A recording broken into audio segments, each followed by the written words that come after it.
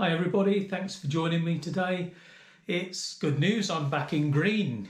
Guided rides have been sanctioned to start again. We've got some limits, we're allowed up to 6 people including the leader.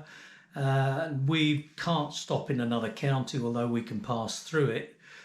So it limits our planned coffee stops and that sort of thing, but I'm sure nobody minds. It's good to start the programme again. While we're talking about guided rides, I just want to mention the programme because it could be useful to some of you.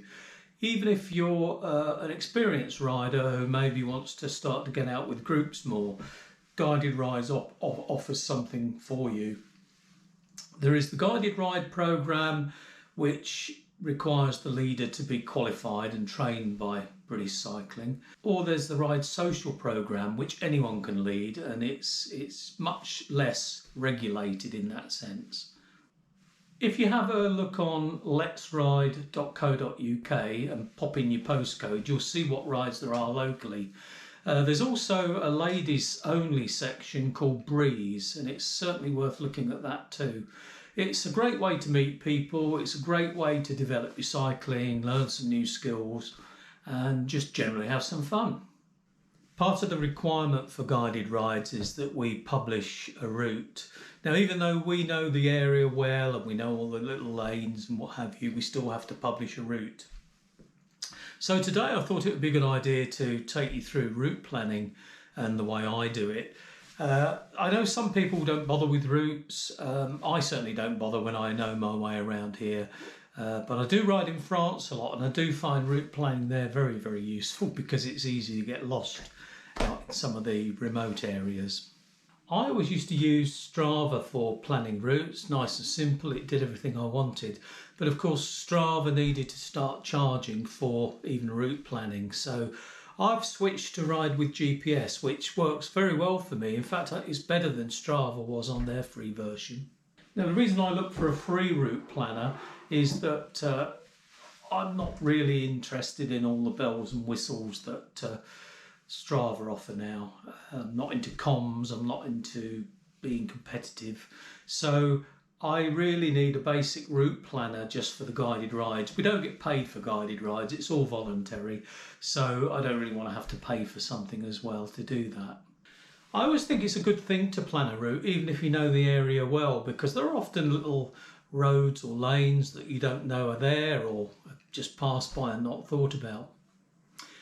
The other thing that's very useful with planning a route is if you're looking at doing a longer ride, say you're trying to push your distance up and you've only ridden 10 miles and you want to push it to 20 miles, it's always useful to have an escape route. And it's something we always build in with guided rides. And in fact, I've had to use in the past. I had a rider once that really had bitten off more than he could chew, so I had to take him back. And fortunately, I knew a short route back because we'd planned it that way. I always prefer to ride out into wind. So when I get to my furthest point, I'm probably quite tired because I've had an into wind ride. I know I'm going to have a tailwind on the way back. Now, wind is always fickle. If I've planned a route the week before, you can guarantee the wind's going to be 180 degrees different to what it was when I planned it. There's a really useful feature in Ride with GPS which allows you to reverse the route. So that's always useful as a last minute thing. Now I'm showing you Ride with GPS here, but there is also Komoot, which offers a free planning tool, and it's actually very, very good, and especially if you're doing off-road rides. So I would urge you to go and have a look at Komoot as well. There are other channels that show you how to use Komoot. There's a particularly good one on GCN, so I'll put a link below for that. But for now we'll have a look at Ride with GPS. The first thing you're going to see when you're in the program is a map, but it probably won't bear any resemblance to where you are. So up on the right you'll see enter location, so enter the location for where you are and it should bring that up. Look at route planner up the top there, click on that and that's going to bring you usually to where you are. You then enter a location up here on the right. Now I'm going to put Barrowby Green because that's where I want to go, And because I've used it before, it does remember Barrowby Green. Now it won't do that for you necessarily. So what you'll actually do if the marker's in the wrong place is just remove the marker, move your map to where you want to be, and then click, and you'll see a little green marker appear. And that's the start of your route.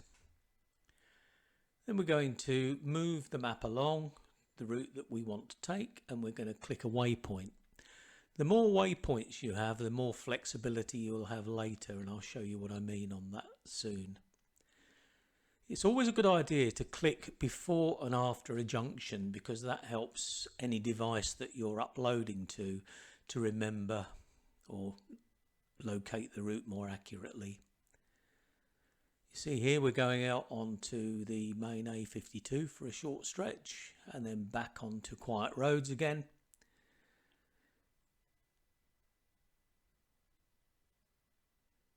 And you can see I'm putting plenty of waypoints in here. We're now going to head up an incline towards Belvoir Castle, and you'll see, if you look on the bottom right, you'll see the incline appearing in brown, and that's showing exactly the terrain of our route, how many hills we've got and so on. And that's very useful if you want to keep the route fairly flat. You can move the route around until you get the flattest route. And you'll see here we're coming down now, so our terrain's dropping down.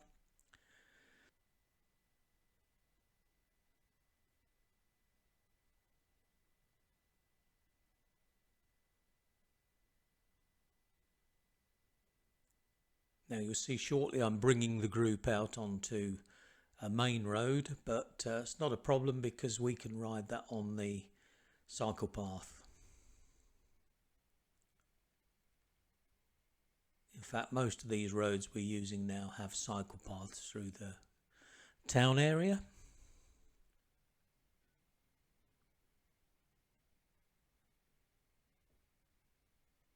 Now if you click on a route that you don't want, you'll see up on the top right there you have an undo button. That will just undo the last action.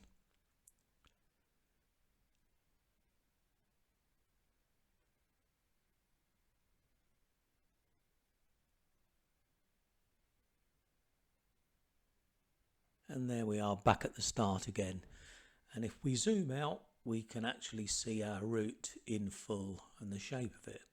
And at the bottom here you'll see 18.8 miles, which is the total length of our route. And if I scroll along the bottom here, you can see it showing the percentage of each incline.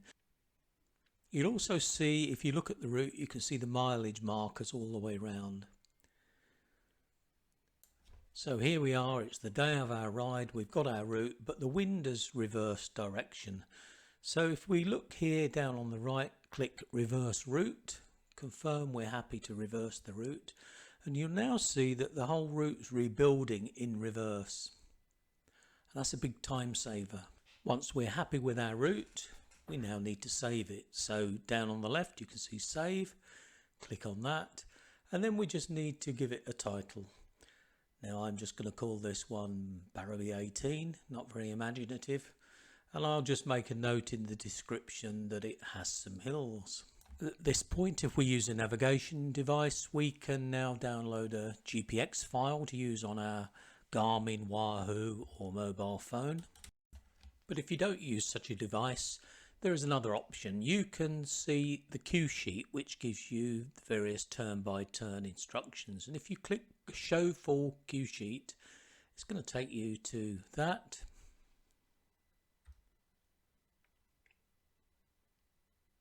Now if you click up here on more and then print cue sheet, you can then print that off and take that with you if you so wish.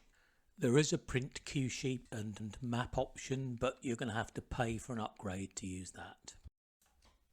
Now you'll recall I mentioned escape routes, and here you've got an example of 2 escape routes that I can use, and it's ideal because if I miss one and problems happen a bit later, I have another escape route.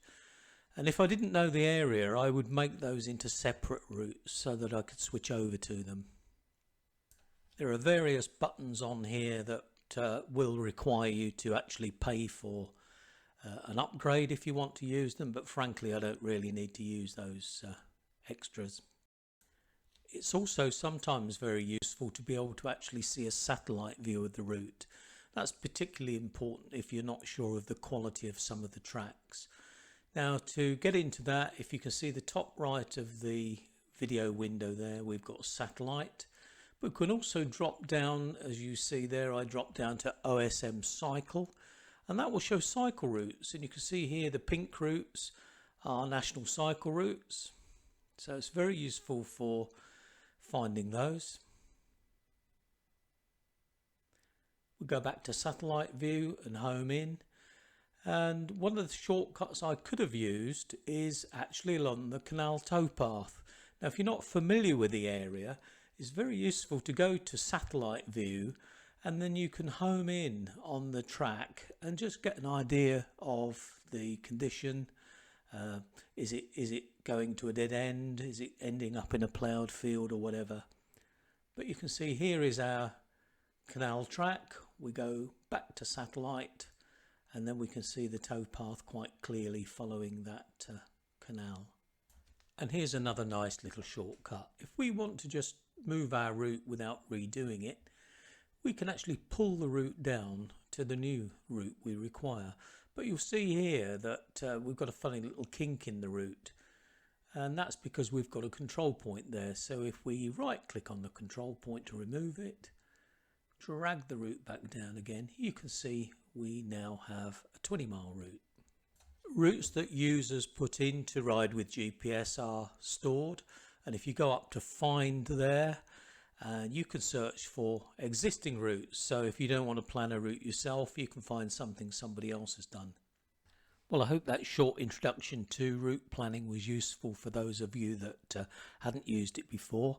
I will be making more content over the Christmas period, so if you would like and subscribe, that would be much appreciated.